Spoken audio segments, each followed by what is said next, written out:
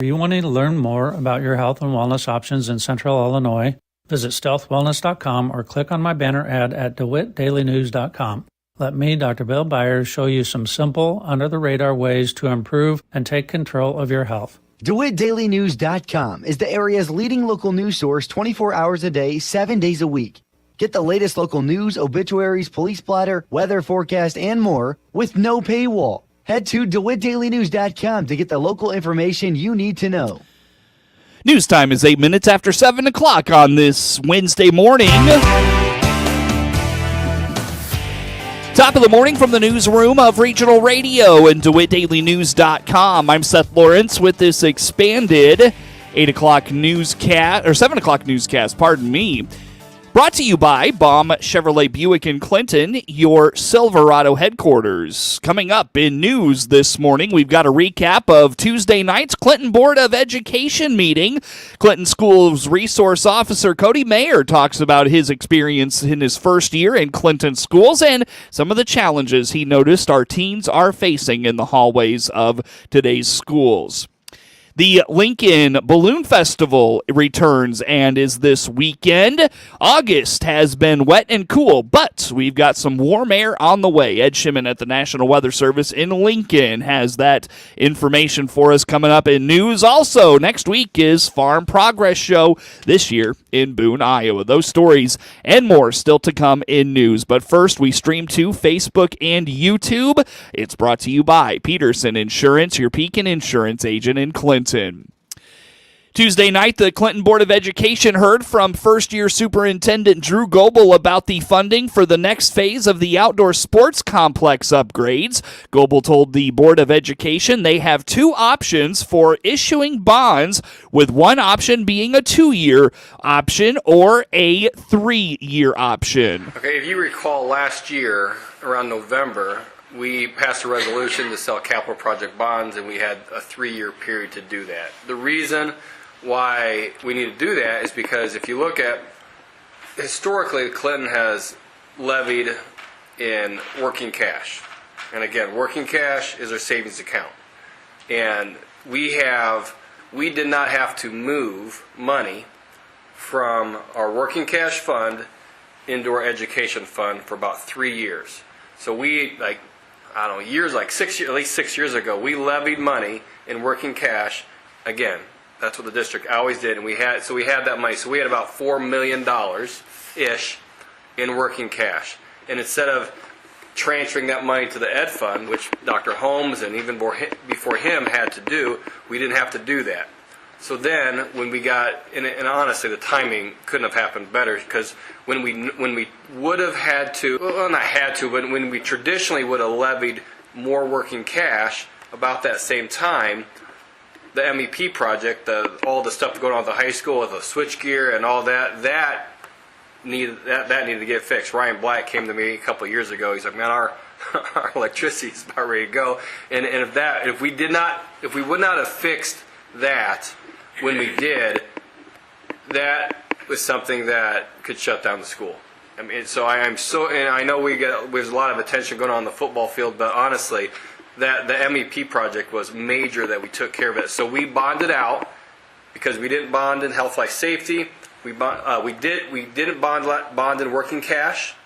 Instead, we bonded in health, life, safety to fund that project. And the reason I'm doing that because it's keeping our tax rate exactly where it's at, and that's how we're going to be able to pay off the MEP project with our health, life, safety bonds, and it's going to take 2 years to do that. So now, again, we still have our working cash money, but now in order for us to do phase 2 out there without raising taxes and keeping a fund balance of well over $1 million just in reserves for an O&M, the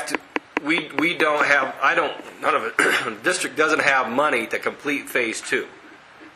But we have bonding capacity to bond out to keep our tax rate exactly where it's at. And if you look at that, Kevin Hyde is he's our agent he's our bonding agent. So we had two options. We can go the top option, which is pay it off in 3 years and get $2.3 million. Taxes stay the same. Or That's a 3-year plan. Or you can do 2 years and get 1.4. According to Goebel, the next phase will shift the home bleachers to the west side of the complex and build a new press box. But there's much more to do than that, constructing those. Look, just looking like the press box and the bleachers alone are going to be about $1 million. And again, I've been putting this in our updates. The shed or the current bleachers, and we're looking at possibly knocking that down and putting a brand new building. And there's sidewalks, there's asphalt, there's a lot of things that go into phase 2. So if we would only opt for the 2-year plan, we're going to have to dip into the O&M reserves, which I do not want to do. I mean, again, it's over $1 million, but I kind of like it just there. So if we do this now, again, we're starting to plan for phase 2 because we got to bid these things out. You know, you just can't just it's a big deal. We're not gonna, if the board wants to take this recommendation, we wouldn't do this and wouldn't get voted on until December. Again, if that happens, we'd get. Kevin said we'd have the money within a couple weeks. And what I would do after we had it, I would put it in a money market so we'd start getting interest right away. So, and then as soon as, I think ATG, they would be able to start the bleachers and the press box early spring. And I know that's what Jerry wants and Matt wants, and we can roll this thing out. But again, we would pay off these capital project bonds in 3 years. Because COVID dollars are going away next year, Goebel explains the district will have to do a lot more moving around of money because of a decision many years ago. He says the district will be able to do all these projects without raising taxes. And during that time, while we're paying these off, we're going to, well, you just saw the tentative budget. We're not getting as much money. So we're going to have to start doing what we did for years and years and years. We're going to have to reach over into the working cash. And we did this last year. We did that permanent transfer, if you remember. So that's what we're going to start doing like we've always done. We're going to start moving that money from the working cash into ed, and we're going to do that for about 3 years. And that money in the working cash our savings account is going to dwindle down, but we're okay. And then by the time the working cash fund is low, these will be paid off because we're in 3 years. And then it would be my recommendation to do another, not capital projects, but just a regular working cash bond for another 3 more years and build that fund back up again. And then continue to transfer like Clinton's always done. And I don't want to, I've talked about the ed fund being so low and how we do that. It's been, whoever did that, I mean, it got voted on years and years and years ago.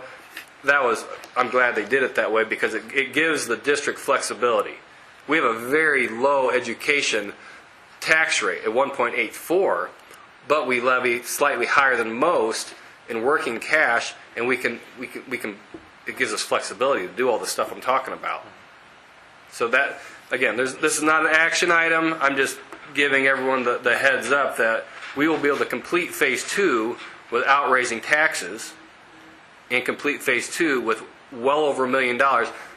Actually, we have more than that because if the over $1 million is just in reserves and locked up at CDs and stuff like that, we have more money. We have other money that's more liquid in the operating fund.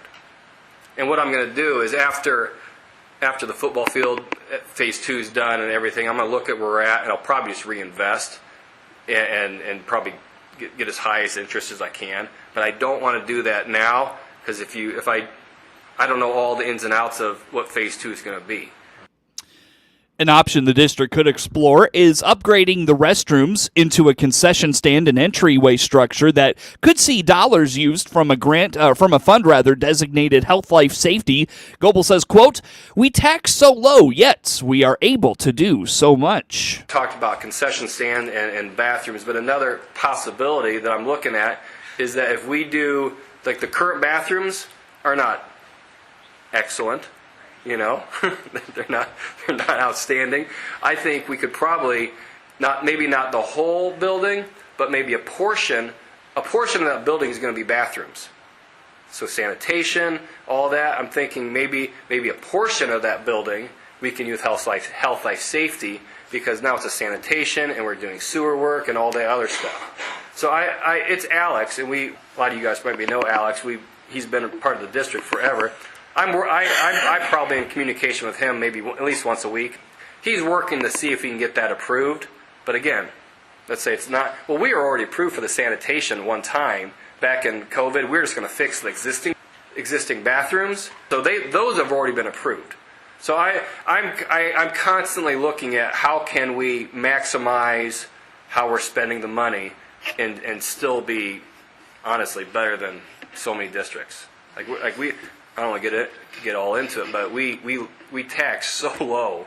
And we are able to do so much. Approving bonds was not up for action Tuesday night. Bonds for this summer's work were not approved until last year in November, but Goebel hopes for an earlier start to the press box and bleacher project. Still to come here on the morning show, the Balloon Festival is this weekend in Lincoln, but it could be a warm one. Ed Shimon at the National Weather Service tells us heat is on the way. Those stories still to come in news.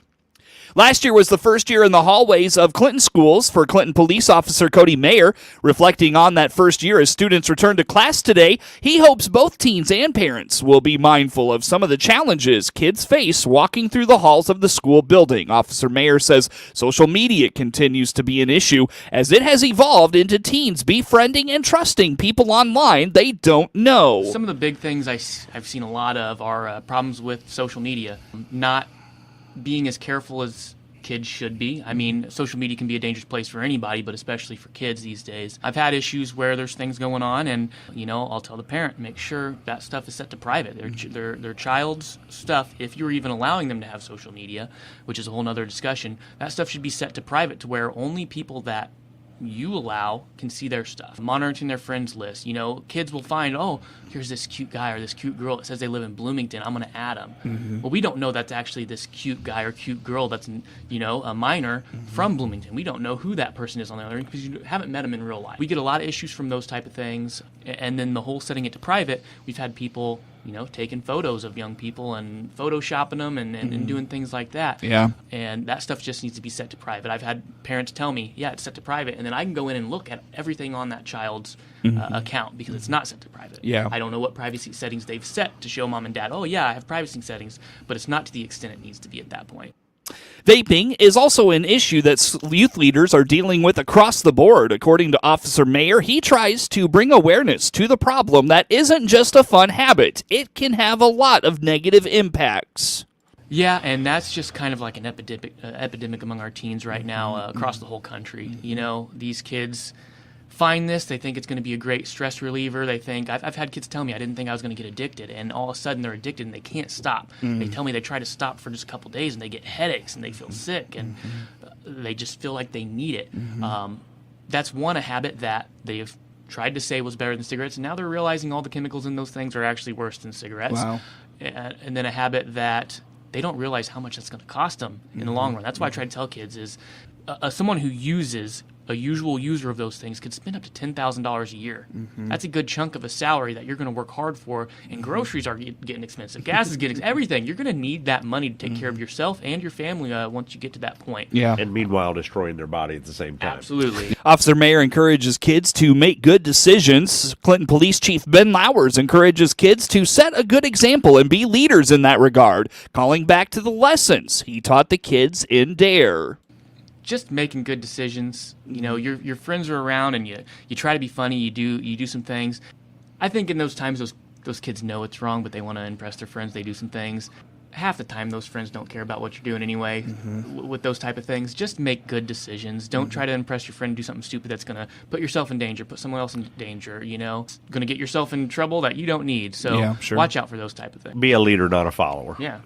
We preach that in the 5th grade DARE program, and we try to set that at an early age, but, you never give that up right on up to your senior year. Be a leader, not a follower. Just because everybody's doing something doesn't make it right. Make good choices and be something that the younger kids can look up to. With kids getting back to class today in Clinton, Chief Flowers again reminds motorists to be mindful of kids and crossing guards on the roads, parents to be patient getting kids to and from school, and for everyone to have a safe school year.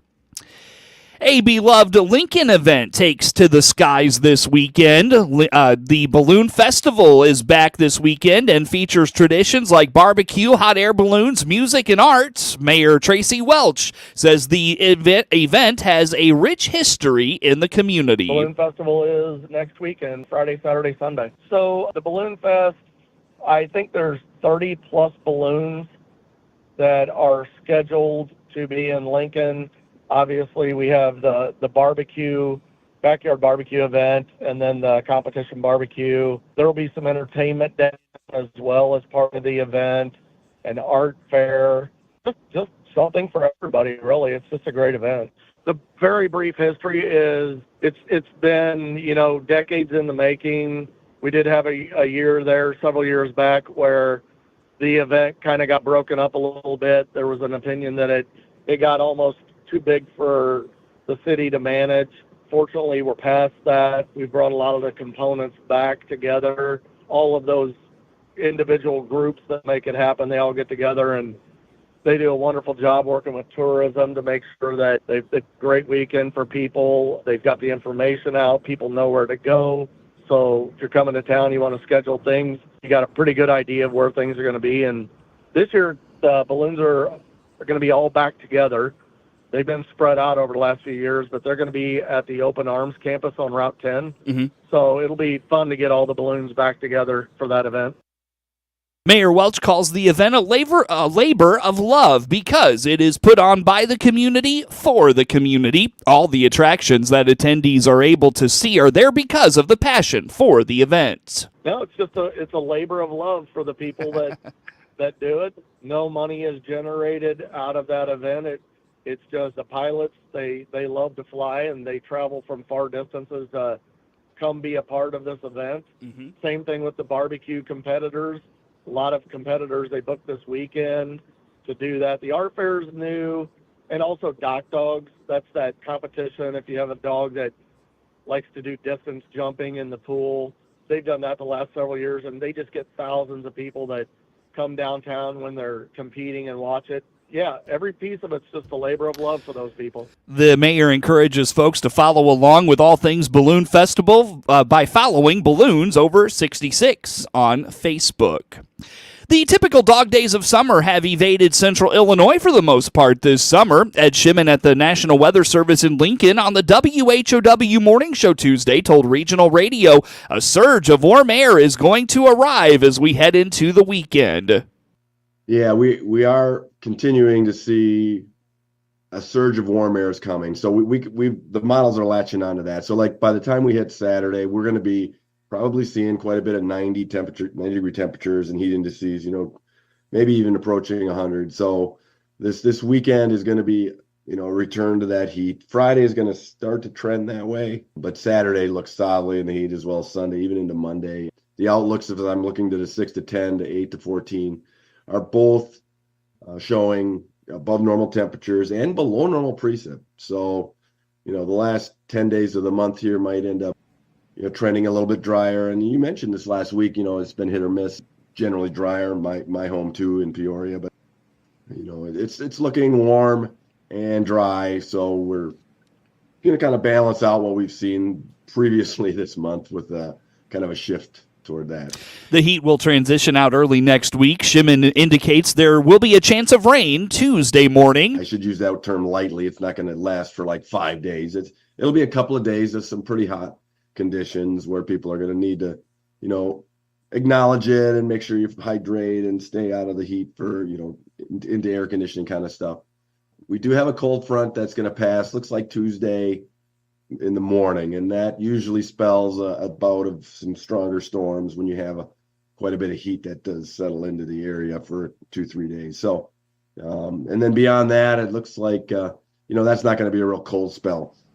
The rest of the month is probably going to be, in the 80s, typical for this time of year, warm, a little bit muggy. So the precip overall looks below normal. So, besides that one cold front on Tuesday, out of the next week, we're not looking at a whole lot of rain, and the rainfall projections for Illinois really are quite low. So that cold front hopefully doesn't pack too much of a severe weather punch, but sure. It doesn't. Generally going to be dry the rest of the month. based on the weather patterns I'm seeing setting up. The fall outlook is calling for above normal temperatures and below normal rainfall. However, that was the outlook for August. And Shimon says we've been wet and cool so far this month, but we'll have more on those stories coming up in the days ahead on Regional Radio. 27 minutes after 7 o'clock, a quick break. More to come on the morning show. Still time for summer savings at Baum Chevrolet Buick. This is Scott Baum. Our goal is to make your purchase decision easy. That's why we have our prices posted on each and every car. For August, see our summer savings posted on each Chevrolet car, truck, SUV, crossover, and EV, especially the sporty Trailblazer and the all-new Chevy Trax. As always, our Silverados are in stock and ready to work for you. Baum Chevrolet Buick in Clinton and Farmer City, right from the start. News time, 28 minutes after 7 o'clock on this Wednesday morning. We're a week out from the Farm Progress Show in Boone, Iowa. Matt Youngman is National Events Director for Farm Progress Companies and says they are ready to go. Really, really excited. We've had fantastic weather for all the duration of setup here. It's been, we've occasionally gotten some dust control, but most of the tents are already in the air. The electricians, landscapers are working hard. There's a entire 40-acre lot full of equipment that's being staged and getting ready to move into the show site. Field demonstration crops are in tremendous shape. They were all on the ground by April 12th, and they've had obviously plenty of moisture and gotten good heat. We put some salt on them about a week ago, so they're drying down appropriately, and we're going to be set for some really good field demonstrations and plenty of new unveiled equipment over the course of the last year, and then equipment that will be unveiled for the first time on Tuesday morning that will be out there running side by side in those field demonstrations. Youngman, who farms in the Little York area in western Illinois, says a great tool is the My Show app. Find out more at farmprogressshow.com. Again, the show runs August 27th through the 29th. News time, 29 minutes after 7 o'clock on this Wednesday. Coming up in sports this morning, Taylorville football squad returns many starters from last year's 5-5 team, but the Tornadoes are taking nothing for granted, having to navigate the tough waters of the Apollo Conference. That comes up in sports. Get news anytime at DeWittDailyNews.com. With SRN News, I'm Rich Thomason. Kamala Harris wasn't there, but Barack Obama was. Joined by former First Lady Michelle, the former president revved up the crowd last night at the Democratic National Convention in Chicago. Restoring law and order in America, the theme of former President Trump's campaign stop yesterday in Howell, Michigan. Today, the Trump-Vance ticket pays a visit to North Carolina. There was violence outside the Israeli consulate in Chicago last evening where anti-Israel rioters burned an American flag, and they also battled with police. There were a number of arrests. Things looking up for Target as far as the bottom line is concerned. The discount retailer stock is soaring after its earnings beat analyst expectations. America's top diplomat, Secretary of State Blinken, headed back home empty-handed after ending his latest Mideast trip without a ceasefire deal. Dow futures are up 71 points. NASDAQ futures ahead 34. More details, srnnews.com. Indicative of future results. With SRN Sports, I'm Jeremy House.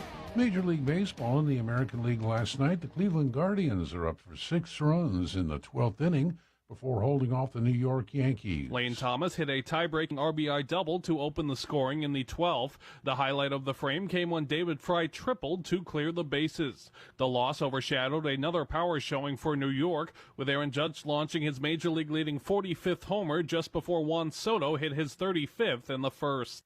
That's correspondent Gethin Coolbaugh reporting. Other American League winners included Boston, the LA Angels, and Tampa Bay. In the National League, winners were Arizona, Colorado, Atlanta, and Milwaukee. And interleague winners included Toronto, Baltimore, Pittsburgh, the Chicago Cubs, San Francisco, San Diego, and the LA Dodgers. This is SRN Sports. In tennis, play in the year's last Grand Slam tournament is scheduled to begin at the U.S. Open on Monday. The draw to set the brackets for the singles field will be held on Thursday. The defending champions are Coco Gauff and Novak Djokovic.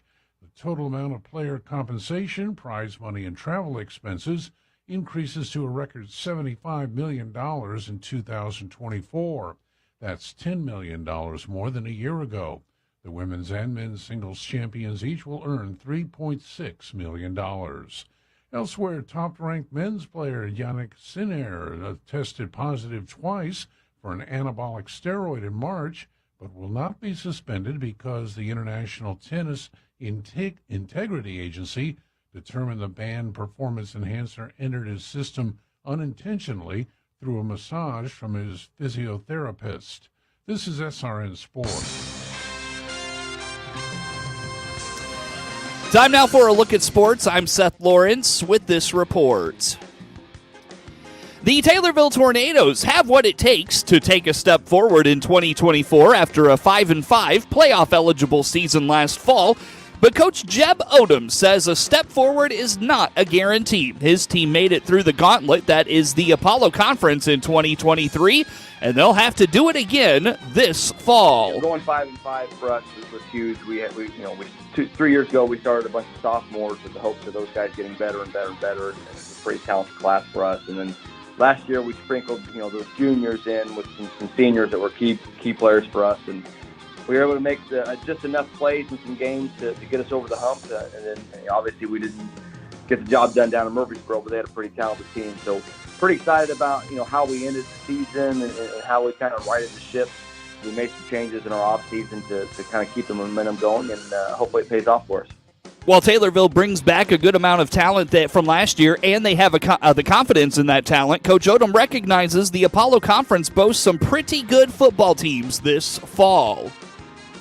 Yeah, there is a lot of confidence. We've got 16 seniors, and we were able to add 6 new juniors that wanted to come back out for football, and some of those guys are going to be either starters or key players for us. So I guess it's 18 juniors. So, going back a couple years where we started, 5 and 6 sophomores on both sides of the ball, and last year they were juniors with 6 seniors, and now we're on the other side of that coin where we've got 16 seniors and a bunch of juniors and a pretty good sized sophomore class as well. So our numbers are really good, but we have to keep reminding ourselves that, last year Olney was a bit down numbers wise. They're back to where they think they will with some D1 talent. Robinson graduated a ton of kids the last couple of years. All those kids that they played last year coming back.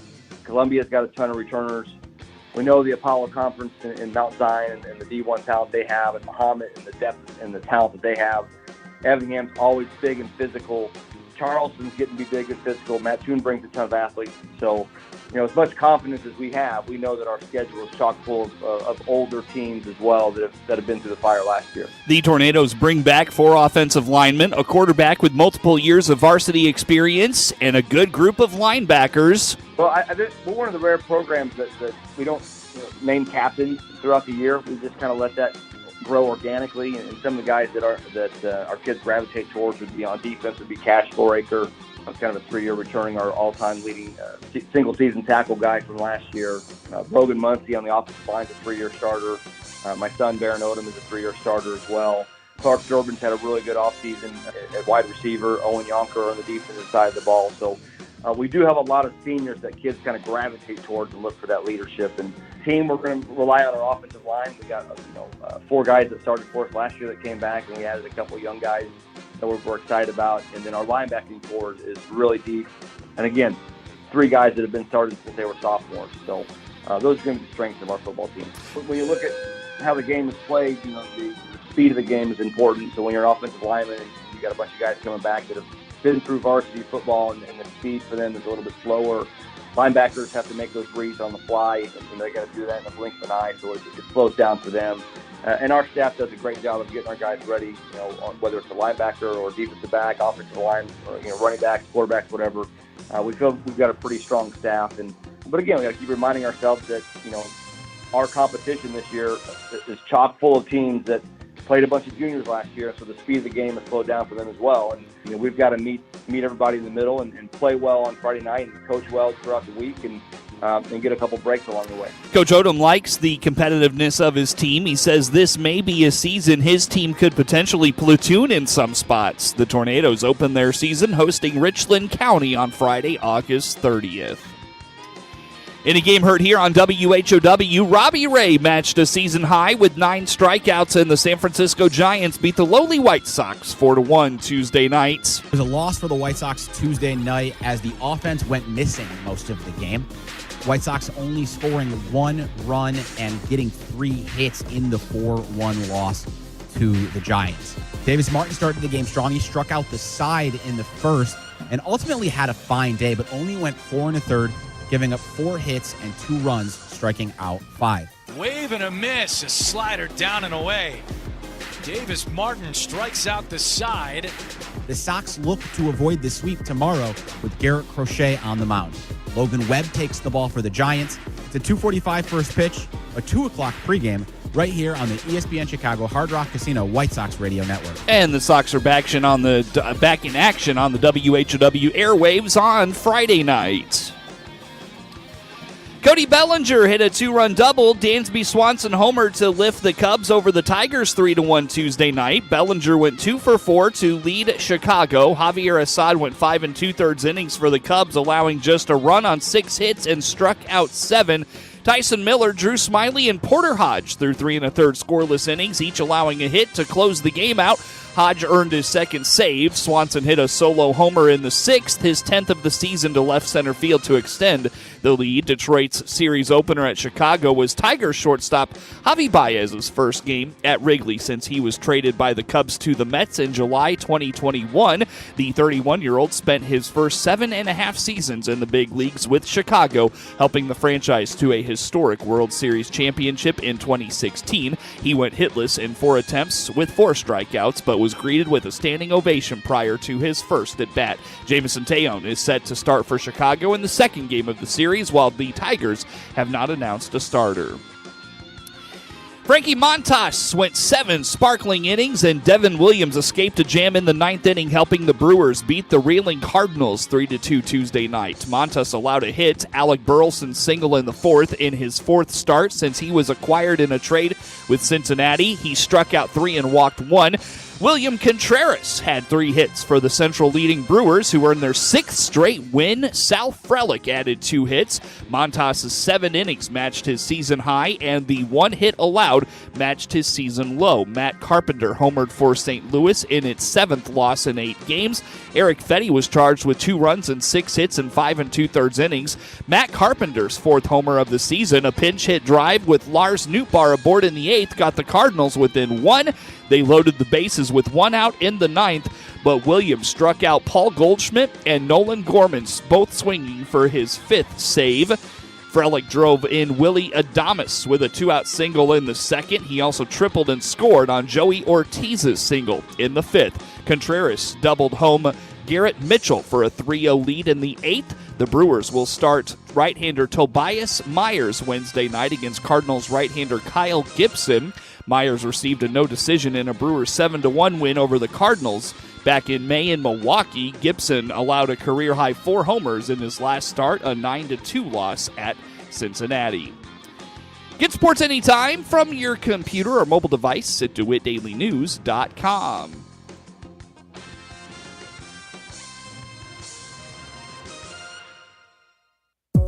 This is staff meteorologist Jennifer Wojcicki with your regional radio forecast. Sunshine mixed with clouds at times today, with daytime highs approaching 75. Easterly winds 5 to 10 miles per hour.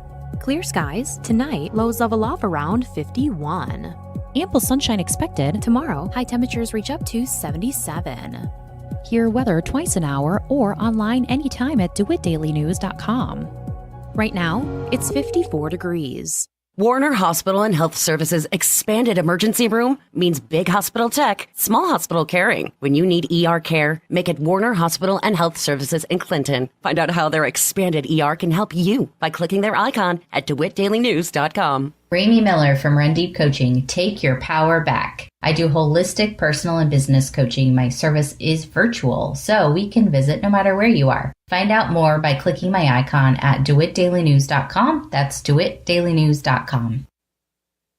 From the Country Financial Studio, I'm Rita Frazier. This is the RFD Livestock Report. More today with the McCulloughs of Madison County. They're sheep breeders and they're proponents for agriculture and the livestock industry. Maggie is co-advisor at Staunton FFA, and her oldest daughter, Molly, is a tremendous ag student who also happens to have tested positive in 2021 for a gene HLA-B27, which means she has a progressive form of arthritis. But she has not let this stop her in any way. She pushes on through the bad days and excels during the good days. She also has started giving back and helping others. A couple years ago, I started social media outreach called I've been treating with arthritis, just kind of helping raise awareness in the agricultural community about illnesses like that and how people still push through every day to do what they love. Your mom also said that you have been awarded a scholarship already, and as a junior, that's pretty cool. Tell us about that here at the State Fair, the Skillathon. Yeah, so Wednesday night, I competed in the Superior Young Producers Contest, and I was fortunate enough to be one of the 9 individuals who won a $1,000 scholarship that night. So how did that feel?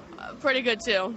All right, we talked about your mom being your mom and your teacher, so how is that? For the most part, it's fun. Actually, it's probably one of the best parts of my day in high school, honestly. Juggling everything that you have had to juggle. Tell us about that and your thoughts for the future. How do you see things? The biggest thing is I don't ever plan on stopping. I love being part of the ag community and working with my animals, and no matter what, I'm never going to stop. And you are the oldest of 3 children, so your sister is here, you have a brother, so they look up to you. You also are kind of leading the family there. Yeah, they like to call me the barn manager. The barn boss, actually. Sometimes she takes her role as older sibling to the extreme, but for the most part, she's been a really great big sister and has really taught both of them quite a bit. Probably one of my favorite experiences this summer is watching her actually work with another family in Madison County who just recently got sheep this year. She has really set a positive example for those girls, and watching her work with them, and actually Madison County 4-H posted a picture of her helping one of them. The little girl was on the head and Molly was just next to her and helping her get that head set correctly. Their mom, Renee Barr, and I text back and forth with heart emojis and how proud we are that Molly is able to take that position as a mentor. And so that's been one of my favorite experiences as a mom, watching my child be a mentor to other children. Do either one of you guys have anything else to add? Thoughts for others? Or I couldn't be more proud to be her mom. And I am so fortunate that she is so strong, and watching her work even through all the bad days, watching her go out and continue to do what she loves no matter how she feels. There's days where she can't hardly get out of bed, but she won't let us help her, and she rarely asks for help. And watching her be that strong has been so motivating to so many people, and I just want others to know that no matter what they're facing, that they can power through and get the job done too. The biggest thing I would say is that if you really truly love something, you won't let anything get in the way of you doing that. Molly and Maggie McCullough, Madison County. This is the RFD Livestock Report. The Illinois Farm Bureau is offering a multi-approach to educational programs for livestock producers at the farm gate level. Request your free toolkit and learn more at ilfb.org/farmgate today. Get your child ready for a healthy school year. Schedule their back-to-school physical today. At SIU Center for Family Medicine, our dedicated team is here to ensure your child is prepared to succeed both in and out of the classroom. Call 217-735-2317 to book an appointment. Be a champion for your child's health. Dial 217-735-2317 now. SIU Center for Family Medicine. Caring for your family is their priority. As a nonprofit thrift store, Love It Once More in Clinton relies on your donations to help us help others. So right now, if you bring us a donation, we'll give you a card good for 10% off your purchase. So bring us a donation where it stays local to help local. See us on Facebook, Instagram, and doitdailynews.com. This is Ryan Utterback with Utterback Real Estate, and man, is it hot. And sticky. No, I'm talking about the housing market. I can't handle the sweat, man. It reminds me of my days down on the Chattahoochee. Oh boy, that's why you're the other Ryan. View the latest listings by clicking the Utterback Real Estate icon at DeWittDailyNews.com. With the RFD Ag Market Summary for this Wednesday morning, I'm Jim Taylor. Corn and beans finishing steady. Wheat slightly higher on Tuesday. September corn closing at $3.75 down 3. December corn down 2 1/4, $3.98. March corn $4.17 3/4 down 1 1/2. September beans finishing at $9.57 1/4 up 1. November beans unchanged $9.76. January beans $9.94 1/4 down 1/4. September wheat $5.33 up 4 3/4. December wheat up 4 1/4 $5.56 1/2. March wheat closing at $5.76 1/4 up 4 1/4. September bean meal $3.12.30, that's up 60 cents, and September bean oil closing Tuesday $40.71 up 24 cents. Current electronic overnight trading: September corn up 2 1/4, December corn up 2, March corn $4.19 up 1 1/4. September beans in the overnight up a nickel, November beans up a nickel, and January beans up 4 3/4, $9.99. September wheat in the overnight $5.33 1/4 up 1/4. December wheat up 3/4. March wheat $5.77 1/4 up a penny. Outside markets: October Brent crude oil $77.20 down 46 cents. The December gold contract down $4.70 this morning, $25.45.90. Livestock market from yesterday: August feeders $238.20 down $4.17. September feeder cattle down $4.77, $234.50. August live cattle down to $1.77, $181.02. October live cattle $175.60 down $3.42 yesterday. October lean hogs $76.40 down 40 cents, and December lean hogs down 65 cents, $68.10. Cash livestock: Fairview sale barn steers $199, the top Illinois direct barrels and gilts, trading steady on Tuesday 48 to 58. You're listening to the RFD Radio Network. This is Seth Lawrence, News and Program Director for WHOW and WEZC. We take pride in being Clinton and Central Illinois' local radio stations each and every day, 7 days a week. What does local news mean? Here's a sample. The latest is that we finally have an approved plan from the Office of State Fire Marshal. That is very good. So we made the decision to bring it down. We're going to put something back really nice for them. It just feels, it's a good feeling, but it's still kind of surreal. You know, I'm very excited about the opportunity. If I get a radio that goes down and we can't get an ambulance someplace because we don't have the radio capabilities, when people ask why our radios failed, I'm going to say, I asked and they told me no. You hear the local people that make the news every day, 7 days a week on the big 1520 AM, 92.3 FM, and 106.5 FM WHOW, and on the station playing America's best music, 95.9 FM WEZC.